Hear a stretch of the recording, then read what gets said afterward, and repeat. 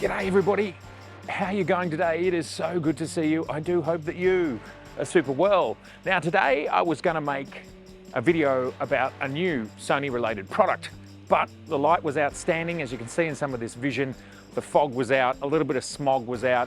Outstanding day for photography as we come into the start of winter in a week or so. So instead, I'm going to talk about something else Sony, something that's of interest to me. It's a conversation around what Sony are going to do next with this camera right here. This is an A7R. This happens to be my A7R. This is an A7R IV. There are now rumoured specifications for the A7R V. And of course, the A7R IV has been out for, I think, 3 or 4 years at this point in time. Now, these specs are rumoured. They are extraordinarily comprehensive. But the main discussion I want to have, because we're getting to the point where, cameras shoot video, it'll shoot 8K, they'll do log, they have all the amazing Sony focus system that you would expect, new menus, everything that we would expect. I think almost every camera moving forward now from every brand will have all of their latest technologies. So whether that's the latest menus, latest focus systems, latest stacked sensors, especially if you're the mid to high tier, which of course the A7R V is absolutely. Not quite top tier, but almost the top tier. So in this video, I mostly want to discuss, seeing as all of these sorts of specs, they're all amazing, and honestly, what else do we need? Some of the things that you might talk about around the edges are, will it have pre-capture? That ability to press the shutter and it goes back in time. That's something new. That's something that companies like Nikon are starting to roll out and people like Olympus have been doing for a little while. Or will it have something like pixel shift, where you can stitch together 4 images or 8 images or 16 images and create something ridiculously big? Well, yes, indeed. The Sony A7R V can do that. And why not? Of course, it's a megapixel beast. That's what it's designed for. So all that sort of cool stuff, you can guarantee that is always going to be in a Sony. That's what they're all about. Well, you can't guarantee all of it. They certainly haven't done the pre-capture yet, but I suspect, seeing as Nikon now have it in their flagship camera, we may start to see it in some of their other cameras. So let's talk about something that I'm super keen in talking about, and that is megapixels. And what is the breakdown of the Sony lineup? Where do you go to get what? Let's dive into that, and what is the A7R V going to be? The A7R IV was 60 and a bit. Have they gone further? It was certainly rumoured. Maybe, maybe not. And let's all keep in mind before we go any further with this video, this is all still rumoured, but it's very comprehensive. And I think in this day and age, it's very important for companies to telegraph what they're doing. Otherwise, well, we don't know what they're doing, because development, manufacture, and all those things, supply chains and logistics, well, they're all slowing down right now with no sign of any of that going to change anytime soon. Let's talk about the Sony A7R V rumours. The sun is setting, so let's hope the exposure doesn't change on me too much. I've got things set to manual, and of course, I made a video a couple of months ago and people got a little bit upset that it got dark. I don't know, I just like testing things and see how they go. Let's talk about megapixels in the Sony lineup, and we're going to talk about megapixels in their 35mm sized sensors. Now, if you want the lowest megapixel count with the largest photo sites, then we will start with the Sony A7S number 3, a camera that everybody was super looking forward to, an amazing 4K video camera, and that is a mere 12 megapixels, which of course, for some people, that's more than you need to do anything. And next in Sony's line, I think, and this is if you're buying the newest version, would be the Sony A9 II, which is 24.2 megapixels. Now that is a speed demon of a camera. It was out before we saw cameras like the A1. And I believe next in line from a megapixel perspective would be the brand new, the newest camera from Sony, which is the A7 IV, going from 24 megapixels with the previous model up to 33 megapixels. Sounds like a big difference, but as we've discussed before, going from 24 megapixels to 33 megapixels is only an extra 1,000 pixels on the long edge. But hey, why not?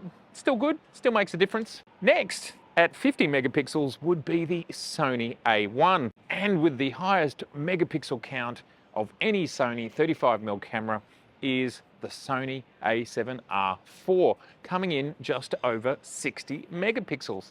And that is awesome. So we've got 12, 24, 33, 50, and 60 is all the different resolutions you can get if you buy the latest in each of the lines. Now that's quite a lineup, and that gives everybody an opportunity, sort of. Because of course, if you want 50 or you want 60, well, you're spending quite a lot of money. But that's okay. That's how the world works. So what are they doing with the Sony A7R V? Well, if these rumoured specs are true, and there is a lot of them, almost every aspect of this camera is in this rumour. Now I stress once again, it's a rumour. It may not be true, but if it is true, well, they've decided to stick with the same megapixel count. And from my perspective, this is good news. I've talked a lot about the fact that I don't think we need to push 35mm sensors any further. How many more photo sites can you squeeze in a tiny little 35mm sensor? And right now, there's over 60 million of them. It's a lot. It's a lot. This is so spectacular. I'm sorry I had to stop in the middle of the Sony A7R V video, but really when you have days like this, you kind of go, the tech, the cameras, they don't matter because this is just so spectacular.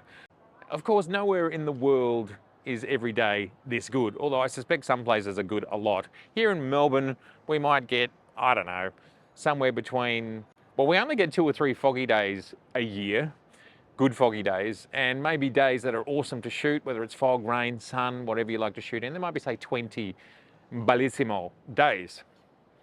And the problem is you might not be out during those fabulous days, so that's also a bit of a problem as well. Anyway, enjoy, and we'll get back to the video in just a sec.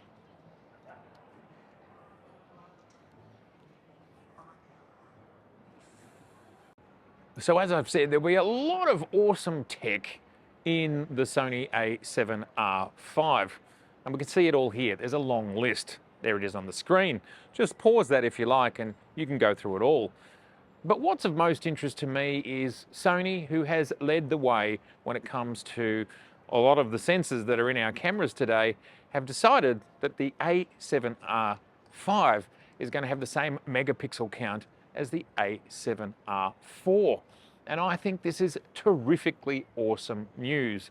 Now, I've used all sorts of different 45 megapixel sensors.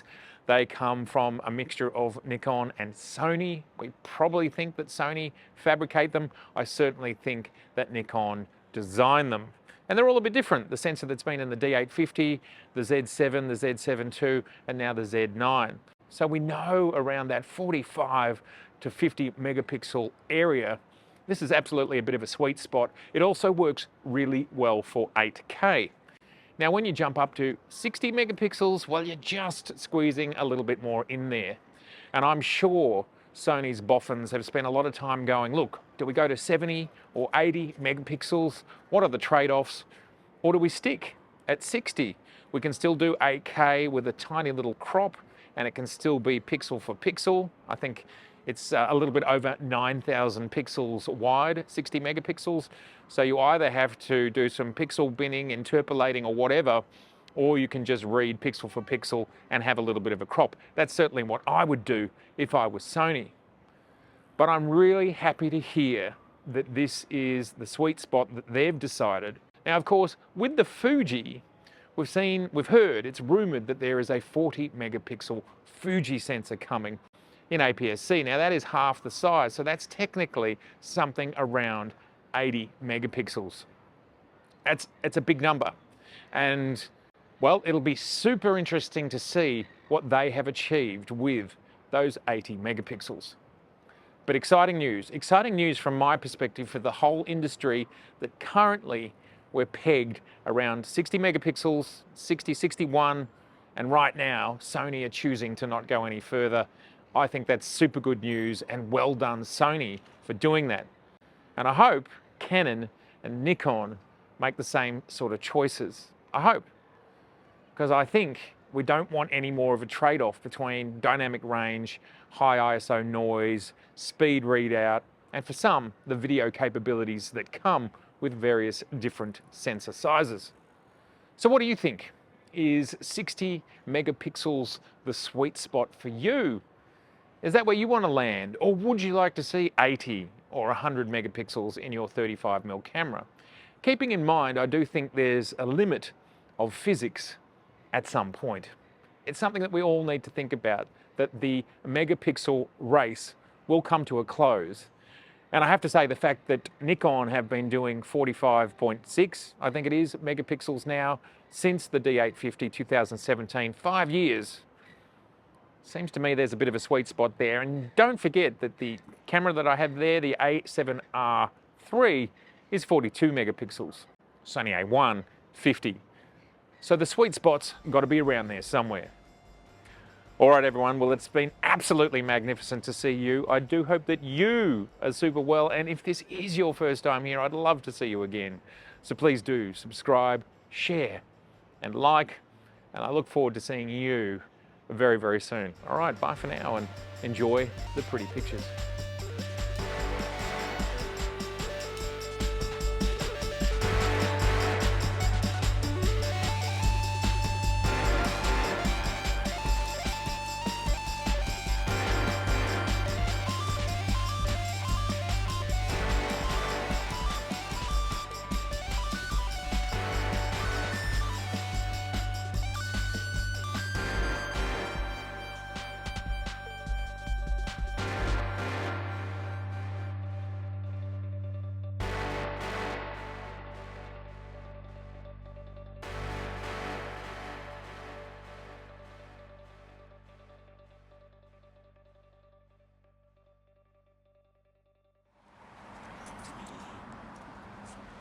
G'day everybody, how you going today? I hope you are very well. Now, I wasn't planning on shooting this. I've got this on autofocus and auto exposure, but there's just such amazing light this afternoon that I just had to shoot some of this stuff. We're using the on-camera mic. Hopefully it sounds all right. I'm next to a busy road, but check this out. It's amazing.